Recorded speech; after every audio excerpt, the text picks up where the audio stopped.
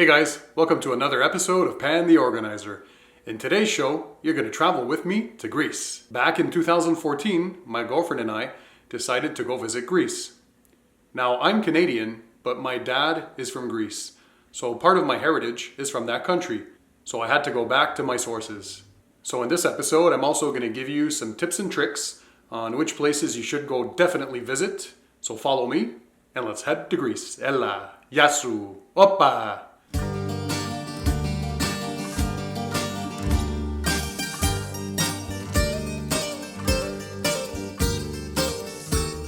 We arrived on the island of Crete and stayed in Chania, the second largest city of Crete.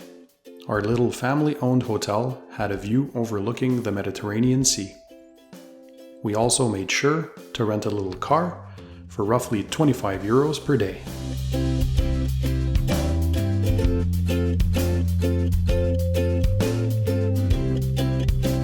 We took the car and drove off to our first stop, the Baiolea olive oil mill on the Asturias estate. They produce some of the finest stone-milled and cold-pressed biological olive oils produced using traditional methods. Greece holds third place in world olive production with more than 132 million trees, which produce 350,000 tons of olive oil annually. The composition of the soil and the climatic conditions of the island of Crete form the ultimate environment for the production of high-quality olive oil. I strongly suggest that you visit one of the many mills of the region and see how it's made. We were back to the city of Chania for a late evening stroll in the harbor and enjoy fresh seafood, a must in Greece.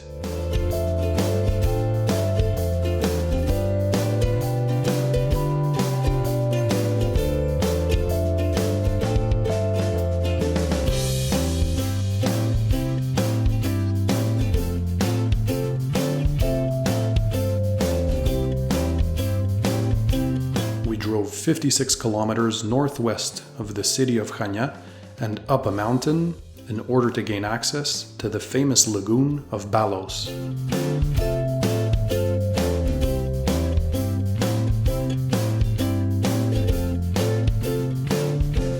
At one point, you have to stop using the car and walk through a path high up in the mountains.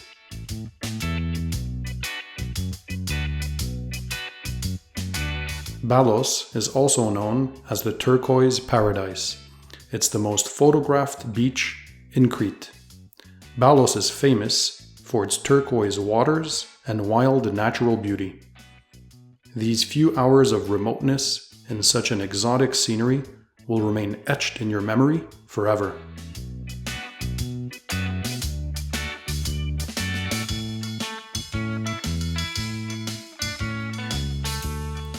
We visited the city of Vouves, where we saw one of the oldest olive trees in the world. It still produces olives today.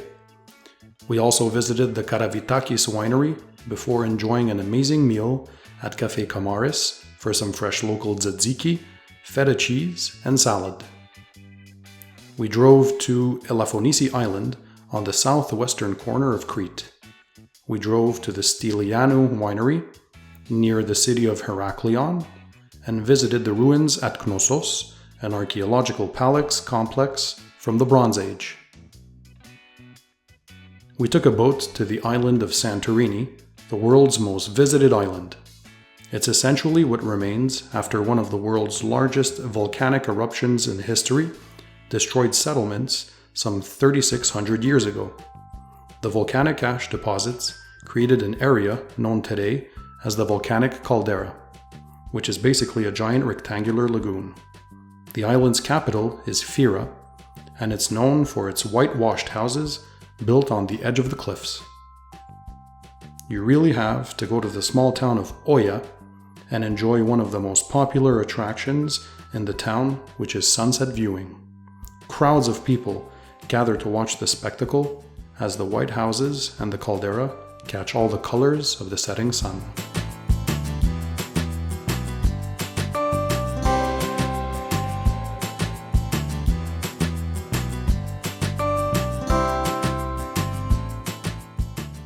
we took a boat to the island of Milos, a popular tourist destination during the summer. It's located between mainland Greece and the island of Crete. There are roughly 70 beaches on Milos Island, and what makes it fascinating is that each beach has its own personality. Look at the colors on that previous beach. This beach here looks like a moon.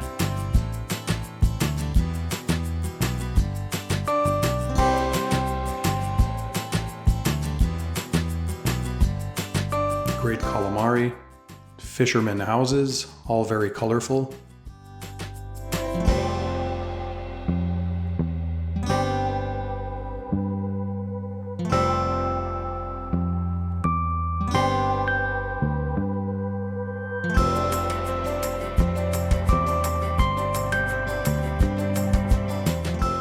We took a boat back to the mainland and made it to the country's capital, Athens. We visited the Acropolis, a citadel that contains the remains of ancient buildings of great historic significance, the most famous being the Parthenon, which is a former temple dedicated to the goddess Athena. For the final leg of our journey, we took a bus to my dad's childhood village, Mesologi, where we had a great time with my family, and of course, we ate like kings.